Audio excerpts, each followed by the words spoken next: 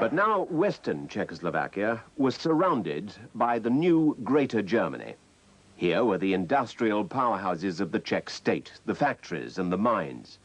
Here too were fortifications vital for Czech defense.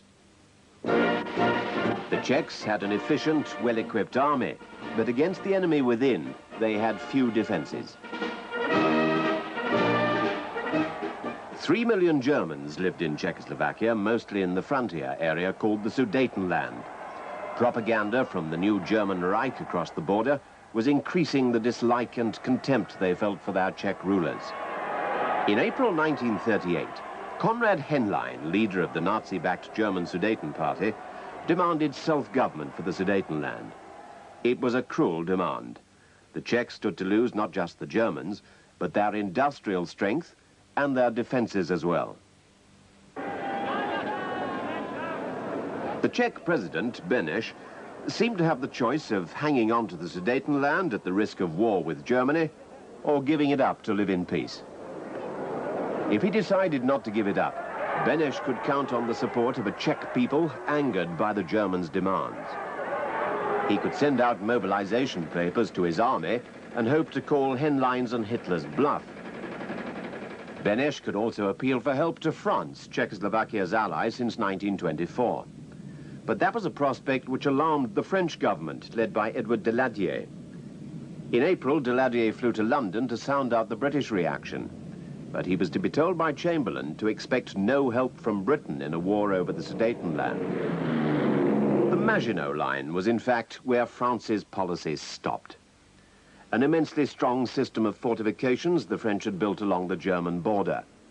This was France's answer to any future threats from Germany in the West.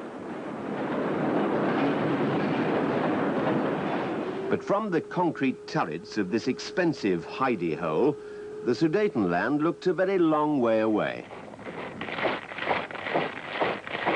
Hitler pressed harder. On Sunday, the 12th of September at Nuremberg, he demanded self-determination for the Sudeten Germans and threatened to send them military assistance. Taking encouragement from Hitler, the Sudeten Germans began to arm themselves. The situation threatened to embroil Europe in war, and Britain with it.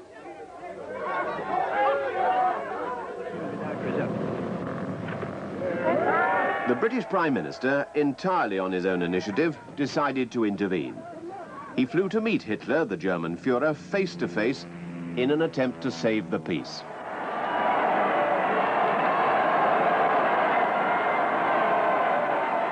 At Berchtesgaden, Chamberlain, without consulting his cabinet, the French or the Czechs, gave in to Hitler. He conceded self-determination for the Sudeten Germans. This was appeasement in action. Now his peace plan had to be put to the French and the Czechs. On the 18th of September, Daladier came to Downing Street to discuss the terms. Eventually, he too accepted Hitler's demands. Now everything depended on the response of the Czechs. If they decided to resist, they would have to stand alone.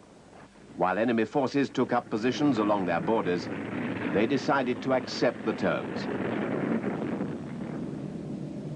A triumphant Chamberlain set off to tell Hitler the good news. European peace is what I am aiming at, and I hope that this journey may open the way to get it.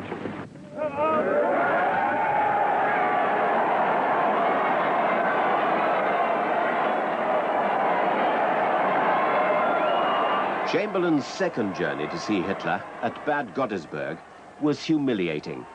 There were new demands. The Sudetenland must be surrendered at once.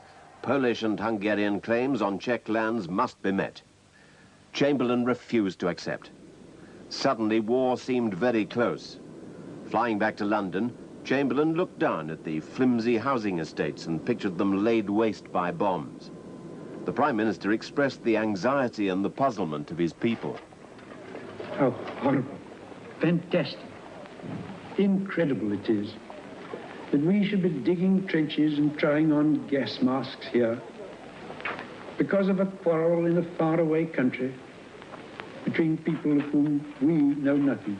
War is a fearful thing, and we must be very clear before we embark on it that it is really the great issues that are at stake.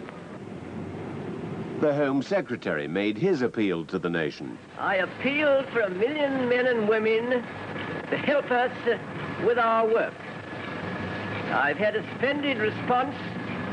We are going to get our 1 million, but I want all you to come in and give in your names to help us in this great job. Plans were made to move children out of the threatened capital.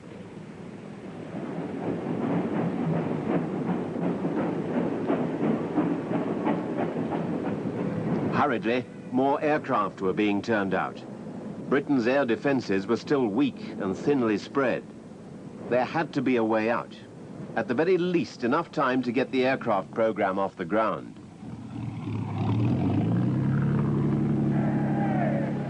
When Mussolini suggested a 4-power conference, Chamberlain seized the chance. Perhaps it was still not too late to settle the Czech question by international agreement rather than war. When I come back, I hope I may be able to say, as Hotspur says in Henry IV, out of this nettle danger, we pluck this flower safety. Germany, France and Britain came to an agreement to hand over the Sudetenland to Germany. The Czechs were not consulted. They were free to resist by themselves if they wanted to.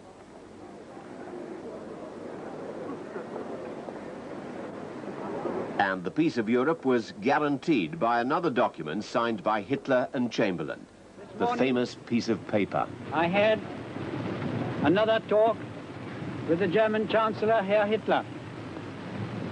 And here is the paper which bears his name upon it as well as mine.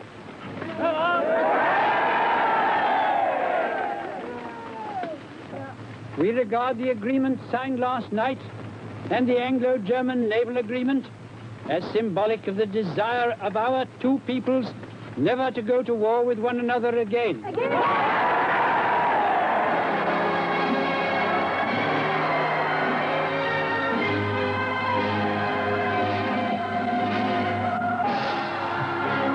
Posterity will thank God, as we do now, that in the time of desperate need our safety was guarded by such a man, Neville Chamberlain.